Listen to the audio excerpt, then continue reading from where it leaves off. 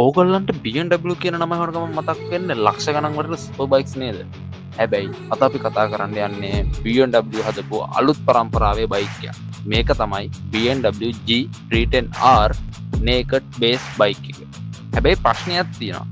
මේක ඇත්තටම BMW experience එක දෙනවද? එහෙම නැත්නම් BMW කියන නමට විතරක් ගෙවන බයික් එකක්ද? horse power එක, premium design එක සහ BMW engineering එක එකතු මේ machine එක ගැන A to Z ඇත්තම කතාව අද අපි බලමු.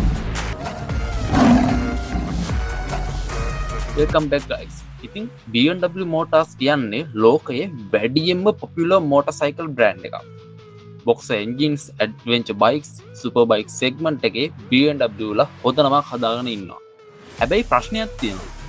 BMW බයික් එකක් ගන්නවා නම් ලොකු මුදලක් ගෙවන්න ඕනේ. අන්න ඒ නිසා BMW තීරණය කරා අඩු එන්ජින් කැපැසිටි එකකින් අඩු මිලකට BMW experience එක new riders ලට ලබා දෙන්න.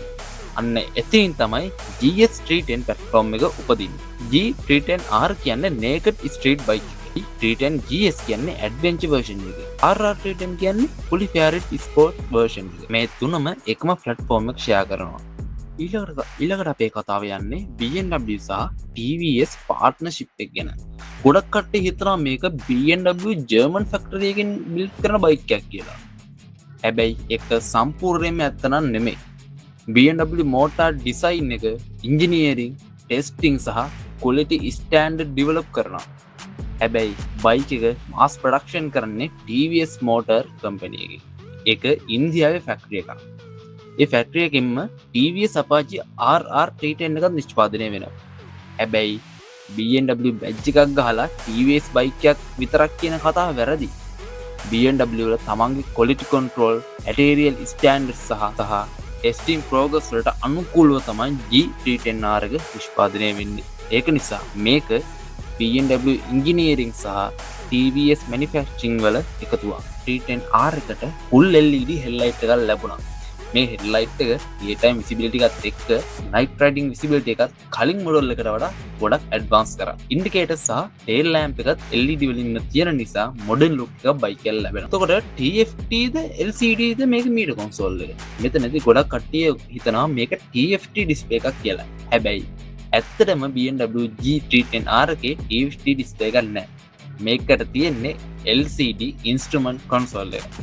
ඒකෙන් speed එක, RPM එක, gear position, fuel level, clock එක, trip meter, average fuel data වගේ අවශ්‍ය තොරතුරු පැහැදිලිව බලා ගන්න පුළුවන්. ඉතින් මේ BMW G310R එකට තියෙන්නේ 330cc single cylinder 4-stroke liquid cooled DOHC 4-valve engine එක. මොකද්ද මේ DOHC කියන්නේ? අපි දකින්න ගොඩක්ම naked bikes තියෙන්නේ 125cc 150cc ගොඩක්ම තියෙන්නේ single overhead camshaft එහෙම නැත්නම් XOHC engine. ඒතර මේ DOHC engine එකක් එහෙම නැත්නම් dual over camshaft engine එකක් single over camshaft engine එකක වෙනස් වෙන්නේ කොහොමද කියලා දල idea එකක් ඔයගලන්ට මෙන්න මේ වගුවෙන් බලා ගන්න පුළුවන්. ඒ වගේම මේ engine එකේ තියෙන විශේෂම දේ තමයි මේ engine එක reverse incline cylinder design එකක්. සාමාන්‍ය බයික් එක එන්ජින් එක තියෙන්නේ ඉස්සරහට වෙන්න. නමුත් මේක මේ එන්ජින් එක බයික් එකේ රියර් එකට පොඩ්ඩක් ඇලවෙලා තමයි තියෙන්නේ. ඒකට හේතුවක් තියෙනවා. සාමාන්‍ය බයික් එක ඉන්ටේක් එකේ එන්නේ එයා ඉන්ටේක් එක ගන්න එන්ජින් එකේ රියර් එකේ එන්ජින් එකේ පිටිපස්සේ. හැබැයි මේකෙදි එන්ජින් එකට අවශ්‍ය ඉන්ටේක් එක ගන්න බයික් එකේ ෆ්‍රන්ට් එකෙන්. එන්ජින් එකේ ඉස්සරහින්. එක්සෝස් එක තමයි එන්ජින් එකේ පිටිපස්සෙන් තියෙන්නේ. සාමාන්‍ය බයික් එකේදී එක්සෝස් එක තියෙන්නේ එන්ජින් එක ඉස්සරහින්. බයික් එකේ ඉස්සරහින්. ඉතින් තමයි බෙන්ඩ් එකත් එක්ක එක්සෝස් එක බෙන්ඩ් එකත් එක්ක එකතු වෙලා එක්සෝස් එක හරහා සයිලන්ස් එකට යන්නේ. ඉතින් මේකෙදි ලැබෙන වාසි කීපයක්ම අපිට තියෙනවා. ඉස්සරහින් ෆ්‍රෙෂ් එයාර් එකක් කිලින්ම එයාර් බොක්ස් එකට ලැබෙනවා. weight distribution එක ගොඩක්ම stable වෙනවා. swing arm එකත් දිගට ඩිසයින් කරගන්න පුළුවන් වෙනවා. ඒක cornering stability එක වැඩි කරනවා. center of gravity එක ගොඩක් හොඳ නිසා බයික් එක ගොඩක් stable වෙනවා. ඉතින් මේ ඩිසයින් එක BMW Motors සහ TVS එකතු වෙලා develop කරපු 310 engine platform එකේම විශේෂත්වය. ඒක නිසා BMW G310R, GS310 GS, TVS Apache RR310, TVS Apache RTR310 වගේ bikes හැම එකටම මේ reverse incline engine layout එක ලබා දීලා තියෙනවා. ඕගොල්ලෝ bike එකේ exhaust note එක ගන්න කැමති ඇතිනේ. ඉතින් stand exhaust එක මෙන්න මේ විදිහට සයිලන්ස් එක මොඩිෆයි කරාට පස්සේ එක්සොස්ට් නෝට් එක මෙන්න මේ විදිහට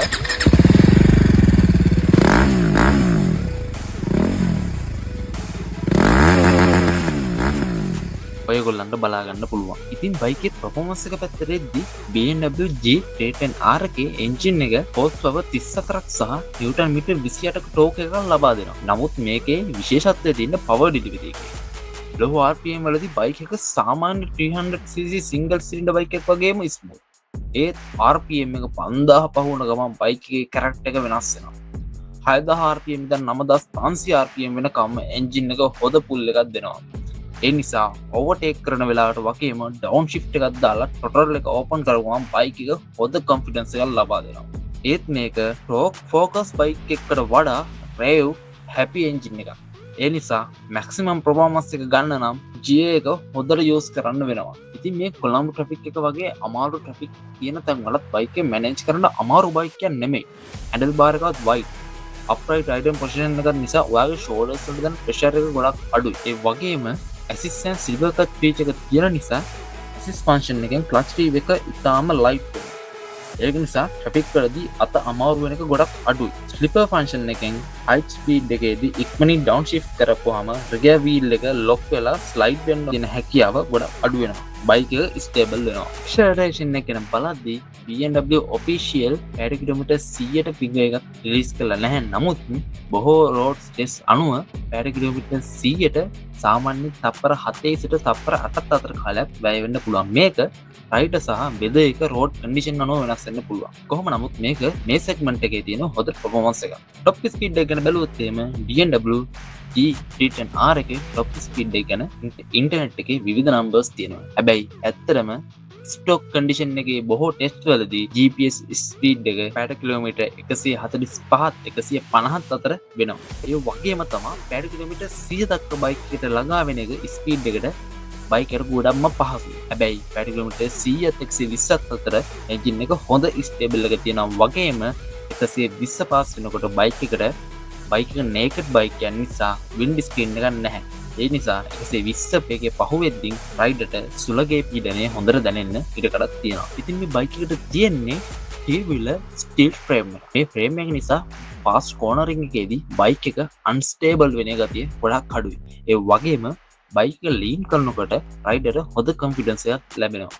සස්පෙන්ෂන් එක ගැන කතා කරද්දී ෆ්‍රන්ට් එකට 41mm upside down USB forks වගේම rear එකට reload adjustable monoshock එක පිට වෙලා තියෙනවා. ඉතින් front brake එක විදිහට 300mm single disc එකක් වගේම daily mounted 4 piston caliper එකකුත් rear braking system එක විදිහට 240mm single disc එකක් වගේම single piston caliper එකකුත් පිට වෙලා තියෙනවා. ඉතින් standard dual channel ABS system එකක් හම්බෙනවා වගේම rear ABS එක reactive කරන්න පුළුවන් option එකකුත් එකතු වෙලා තියෙනවා. ඉතින් බයික් එකේ ස්ට්‍රෝං පොයින්ට් එක තමයි බයික් එකේ හැඩලින්. වෙට් වෙයිට් එක කිලෝග්‍රෑම් 158ක් පමණ වෙන නිසා බයික් එක හෙවි ෆීල් එකක් වෙන්නේ නැහැ. ට්‍රැෆික් අතරේ වුණත් ලේන් චේන්ජ් කරනකොටත් රෝඩ්ස් වල ඕන කරනකොටත් බයික් එක ගොඩක්ම ප්‍රෙඩික්ටබල් වෙනවා. ඒක බිගින් රයිඩර් කෙනෙකුට ගොඩක් ලොකු කොන්ෆිඩන්ස් එකක් ලබා දෙනවා. ඉතින් මේ ලීටර් 11ක ෆියුල් ටැංක් එක මගින් සිටි රයිඩින් වලදී ලීටර් කිලෝමීටර 20-30ත් අතරත් මික්ස් රයිඩින් වලදී ලීටර් කිලෝමීටර් 32-36ත් අතරත් ෆියුල් මයිලේජ් එක අපිට බලා ගන්න පුළුවන්. බයික් එකේ සීට් හයිට් එකත් 80-85mm වෙනවා වගේම මේක 300cc සෙග්මන්ට් එකේ අඩු සීට් හයිට් වලින් එකක්.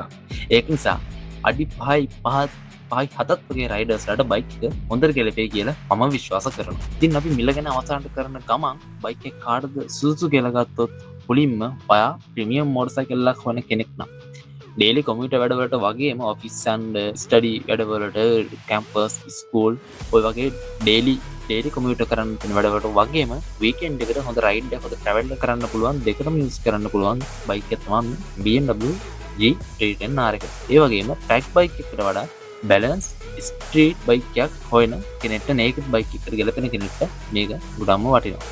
ඒ වගේම BMW ඕනර්ෂිප් එක එක්ස්පීරියන්ස් කරන්න අත්විඳින්න කැමති කෙනෙක්ට මේ බයික් එක ගැලපෙනවා. හැබැයි ඔයා මැක්ස් පවර් එක විතර හොයන කෙනෙක් නම් ඔයාට මේ ප්‍රයිස් රේන්ජ් එකට යන්න තව ගොඩක් වේරියන්ට්ස් තියෙනවා මේ මාකට් එක තුල. ඉතින් අපි බයික් එක ගැන ඕවරෝල් ගත්තාම BMW G310R කියන්නේ හෝස් පවර් විතරක් තීරණය කරන්න පුළුවන් බයික් එකක් නෙමෙයි. මේකේ තියෙන වටිනාකම තීරණය වෙන්නේ ඊ බැලන්ස් එක සහ ඒකේ ප්‍රීමියම් ක්වොලිටි එක, හැන්ඩලින්, කම්ෆර්ටබල් රයිඩින් පොසිෂන් සහ BMW ඉංජිනේරින් එක එකතු වෙලා හැදුන හැමදාම පදින්න ආස දෙන මොටර් සයිකල් එකක්.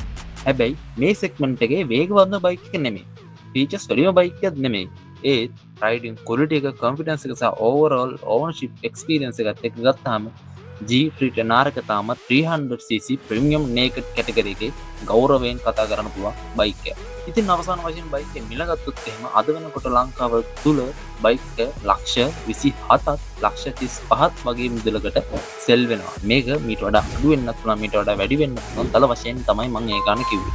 ඉතින් මම හිතනවා බයික් එක ගැන ඔක්කොම දේවල් මම ඔයගොල්ලන්ට A to Z කතා කරා කියලා. ඉතින් වීඩියෝ ගැන හිතන දේ යටින් කමෙන්ට් එකක් දාගෙන යන ගමන් මට සහයෝගයක් කරන්න subscribe කරලා මගේ channel එක like කරලා set වෙලා ඉන්න කියලා මම ඔයගොල්ලන්ගෙන් ඉල්ලනවා. එහෙනම් goodbye guys. තවත් දවසක මේ වීඩියෝ සුපිරම වීඩියෝ එකකින් අපි හම්බෙමු.